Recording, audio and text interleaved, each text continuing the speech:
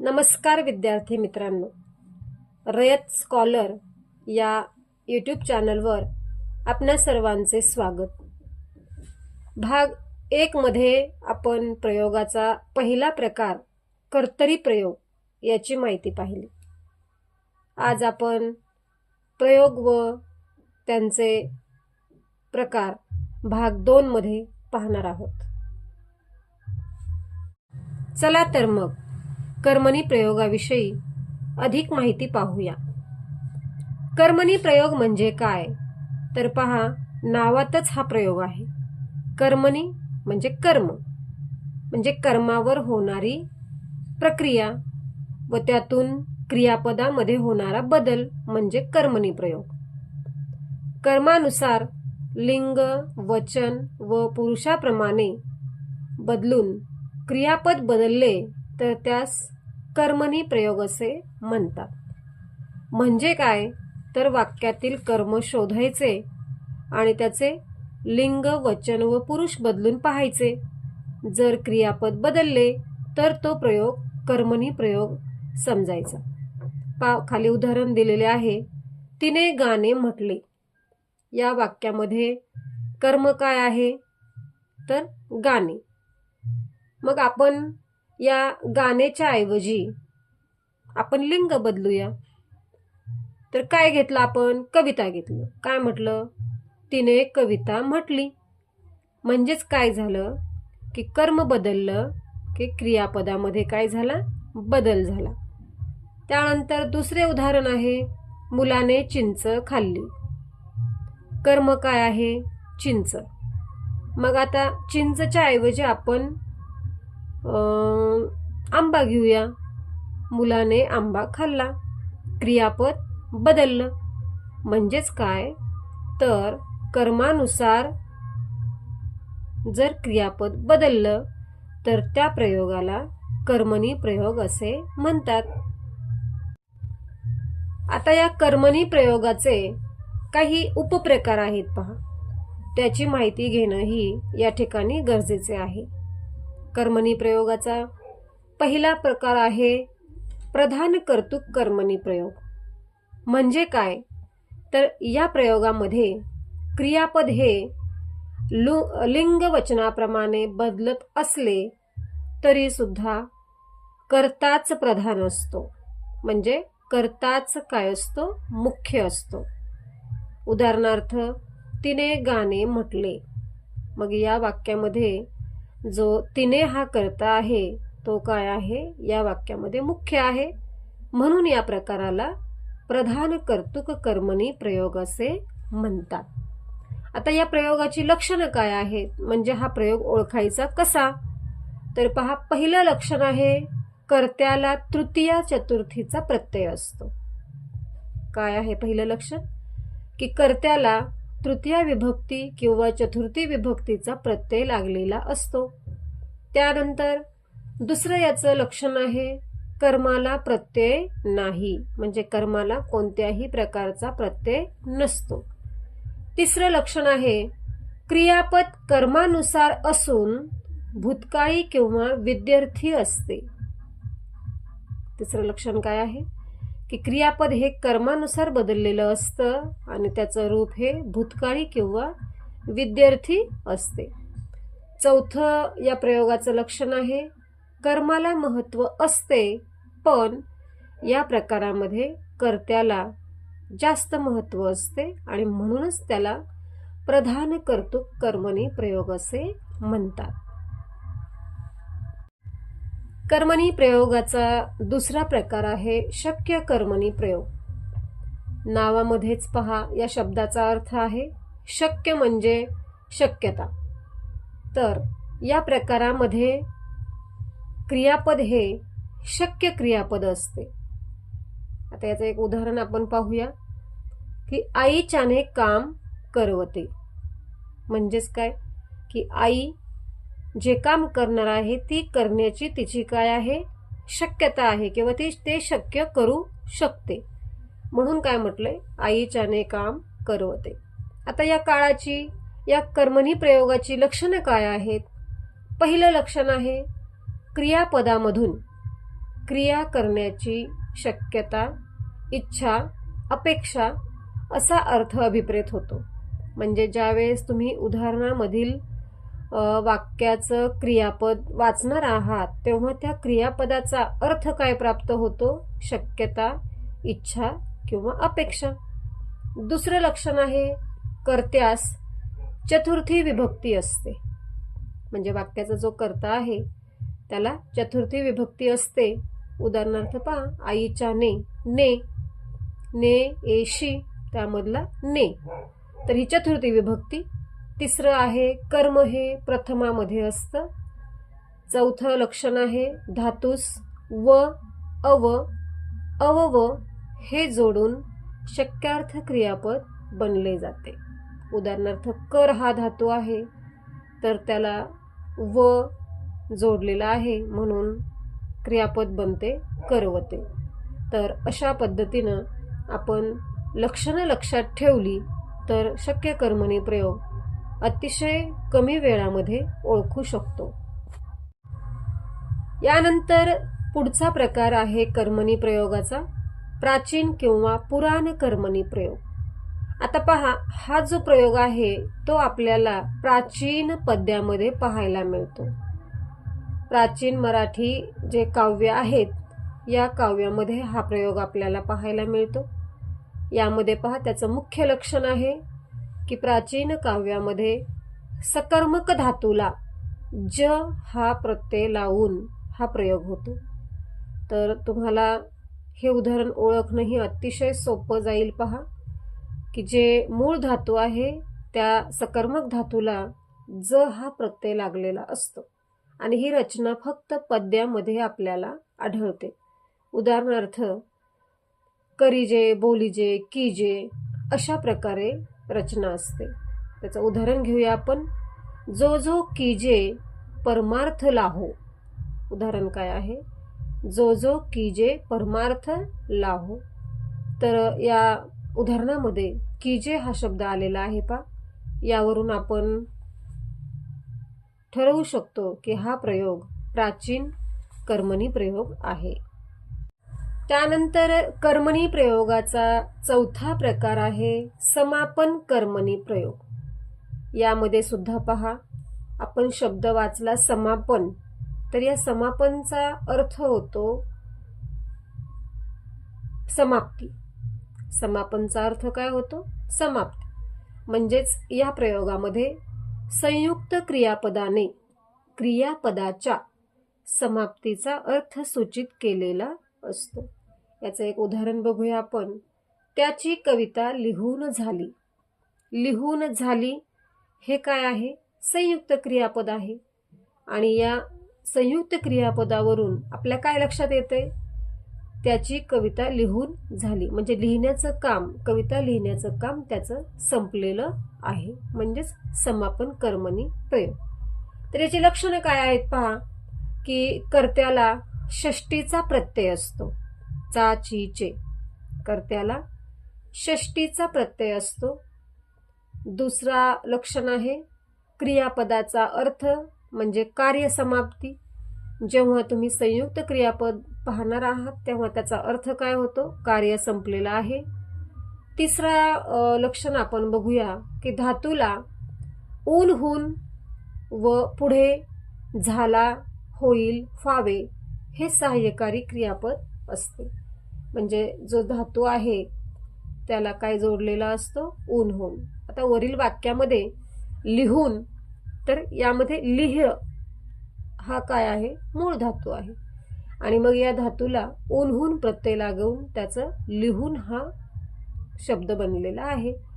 आणि पुढे झाला, होईल, फावे यांसारखे क्रियापद, सहाय्यकारी क्रियापद येतात. तर त्या ठिकाणी झाली हे सहाय्यकारी क्रियापद आलेलं आहे. खाली एक आणखीन उदाहरण दिलेले आहे पहा. हेमाचे पुरण वाटून झाले. सर्व लक्षणांनुसार हेमा हे या वाक्याचा कर्ता आहे. कर्ताला षष्टीचा प्रत्यय लागलेला आहे. नंतर वाटून झाले हे सहाय्यकारी संयुक्त क्रियापद आहे. त्यामधून समाप्त झाला हा अर्थ प्रतीत होतो. त्यानंतर धातूला ऊन आणि हून हा प्रत्यय लागलेला आहे. वाटून म्हणजे वाटणे, त्याला ऊन आणि हून हा प्रत्यय लागून पुढे झाला, होईल, व्हावे यांसारखे सहाय्यकारी क्रियापद घेतले जाते. तर झाले हा त्याचा आपण सहाय्यकारी क्रियापद घेतलेले आहे. त्यानंतर आणखीन एक उदाहरण घेऊया. त्याचा पेरू खाऊन झाला. यामध्ये सुद्धा पहा, त्याचा तर चा हा प्रत्यय लागलेला आहे.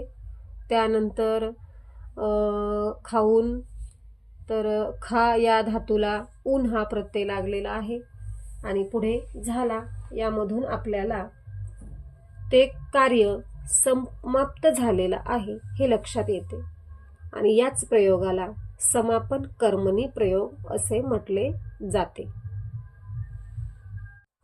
कर्मणी प्रयोगाचा 5वा प्रकार आहे नवीन कर्मणी प्रयोग. हा प्रयोग जो आहे या प्रयोगामध्ये कर्त्याला कडून हा प्रत्यय लावला जातो. त्याचं एक उदाहरण पाहूया आपण. शिपायाकडून चोर पकडला गेला.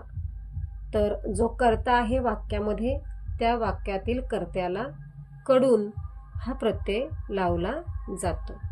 तर अशा प्रकारे आज आपण कर्मणी प्रयोग व कर्मणी प्रयोगाचे 5 प्रकार अतिशय सोप्या पद्धतीने पाहिलेले आहेत. प्रयोगाचा 3रा प्रकार आहे भावे प्रयोग. या प्रयोगामध्ये प्रयोग ओळखण्याची लक्षणं पाहूयात. नंबर 1, वाक्य जर सकर्मक असेल तर कर्ता व कर्म या दोन्हींना प्रत्यय लावला जातो आणि वाक्य जर अकर्मक असेल तर फक्त कर्त्याला प्रत्यय असतो. पहा, पहिलं लक्षण काय सांगितलं की वाक्य जर सकर्मक असेल तर कर्ता व कर्म दोन्हीला प्रत्यय असतो आणि वाक्य जर अकर्मक असेल तर फक्त कर्त्याला प्रत्यय असतो. दुसरं लक्षण आहे पहा, क्रियापद हे तृतीय पुरुषी नपुसक लिंगी एकवचनी असते. क्रियापद हे तृतीय पुरुषी नपुसक लिंगी व एकवचनी असते. आणि तिसरं लक्षण आहे क्रियापदाचे रूप भूतकाळी असते. क्रियापदाचे रूप हे भूतकाळी असते. आता या 3 लक्षणांवरून एक उदाहरण आपण पुढे पाहूया. धोंडूने गाईला बांधले. आता या ठिकाणी पहा, धोंडूने आणि गाईला या दोन्ही शब्दांना प्रत्यय विभक्ती लागलेले आहेत. म्हणजेच काय, तर धोंडू हा वाक्याचा कर्ता आहे आणि गाईला हे वाक्यातील कर्म आहे. म्हणजे हा सकर्मक भावे प्रयोग ओळखला जातो. भावे प्रयोगाचे 2 मुख्य प्रकार आहेत. प्रधान कर्तृक सकर्मक भावे व प्रधान कर्तृक अकर्मक भावे. तर प्रधान कर्तृक सकर्मक भावे हा प्रयोग ओळखताना कर्त्याला प्राधान्य दिलेले आहे आणि कर्त्याला तृतीयेचा ने, नी हे प्रत्यय लागलेले असतात. कर्माला प्रत्यय असतो. उदाहरणार्थ, रामाने रावणास मारले. या प्रयोगाला म्हटलेलं आहे प्रधान कर्तृक सकर्मक भावे. नंतर दुसरा प्रकार आहे प्रधान कर्तृक अकर्मक भावे. म्हणजे या वाक्यामध्ये अर्थातच कर्म नसणार आहे. तर वरील सर्व लक्षणं या प्रयोगालाही लागू होतात, फक्त वाक्यामध्ये कर्म नसते. उदाहरणार्थ, त्याने आता घरी जावे.